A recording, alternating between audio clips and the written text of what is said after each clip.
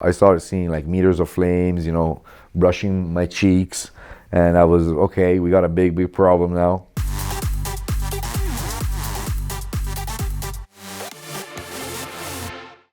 I think it's a pretty world news, that we caught on fire in round one. Of course, it starts from a human mistake. We touch the car in front of us. That's my mistake. Misjudging the space and the speed, where I wanted to settle the initiation, thinking of another reaction from the driver. But anyway, each of us has their own technique of entering the corner, okay? Then at that point, when I hit the Mustang, I cracked the bolt, the upper bolt of my upper arm. Probably not feeling, not even that the arm actually was even bent. I'm a driver. I'm excited. I mean, until probably I'm not on three wheels. I just go on, and that's the bad part of loving and having adrenaline when you're working. So I didn't realize we probably had something bent. We came back to the start line. My mistake again of not bringing the car to have a 5-minute check, okay? Because we got a rule, we can check it for 5 minutes. If they feel you have been hit, okay, it's not your fault, then you get 10 minutes. So he got 10 minutes, they fixed his car, we were just waiting for him at the start line, okay? That time I was in front, so I was leading, I took off. As soon as I did first, second, third, fourth gear, as soon as I turned the steering to get that momentum in getting in the right corner, the ball snapped. The ball snapped, the wheel started bouncing in the fender. Until that point, the protection of a fuel line that was passing far above in the fender was doing her job. Because as the structure of the car, it's like all empty, up until the fender. So we're not in the wheel well anymore, but we're still inside the fender. I tried to keep the car out of the wall for, 150 meters or whatever. She did good until the last 3 meters. Last 3 meters, what happened that I hit the wall very gently. I mean, the car was stopped. She was like probably 5 miles per hour.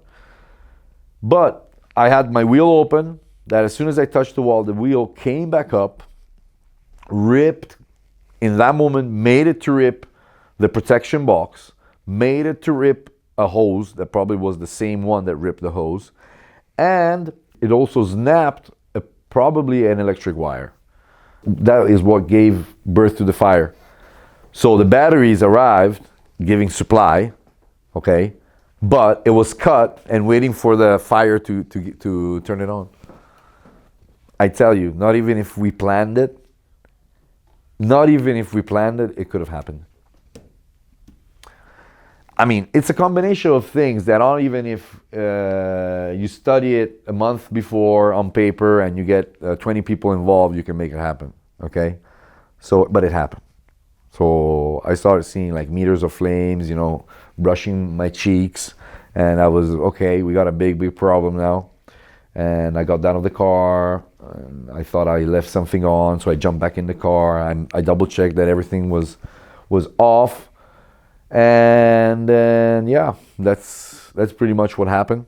Now we double checked and we changed positions of some components that even you say, oh, this will never, it can never happen.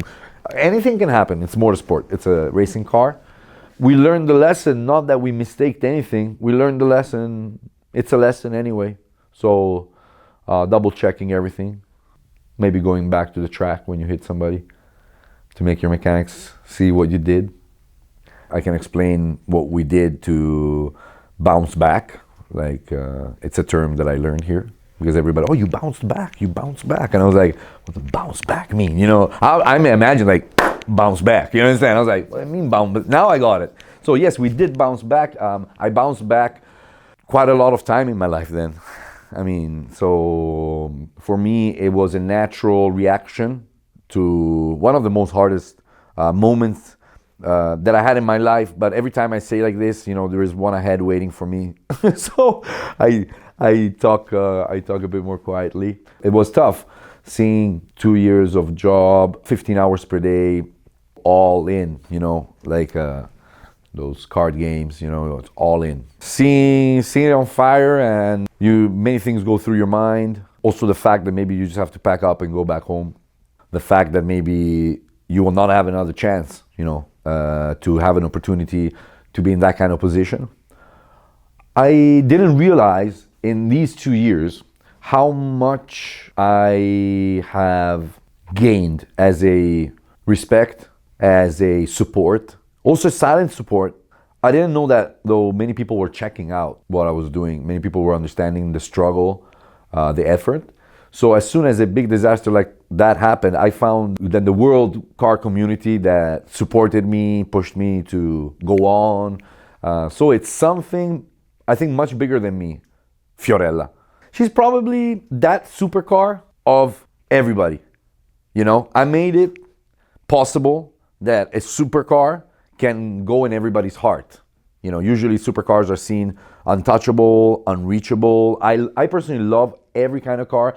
I'm a big supercar fan, okay, for thousands of reasons. She's accessible mentally to everybody. She doesn't scare nobody. And she welcomes in a warm way every age. This is what I understood. So we worked 13 days, 16 to 19 hours per day. So we managed to get to round 2 in Orlando of Formula Drift.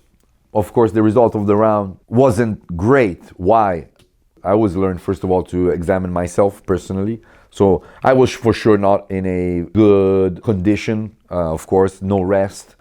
The car was in a super duper safe mode just to make it. I didn't realize that many people thought that I won only getting there. You know, I understood that after, because I'm very hard on myself. So I was expecting also to get a good result, you know, but I think that was a bit too much. Yeah, today we're in Atlanta. I've been at the Caffeine and Octane. For me, everything is very, very new and whatsoever. So when I arrived and I saw that, I think it was 10,000 people around and more than 2,000 cars, I was shocked. I was shocked and also very pleased to receive lots of energy, passion people, crazy builds. I saw things that I never saw in my life. I never saw so much chrome, aluminum in my life all put together and amazing weldings put together. I'm feeling good. I'm ready for round 3. This makes me supercharged. You know, I watch too many American movies, so I feel like I'm like some Marvel guy, still not presented yet. So, but GMG Automotive put together for me an amazing crew. Also people that I'm meeting in these days, you know, and it's also all about human relationship. So I feel we got a special group. You need special people.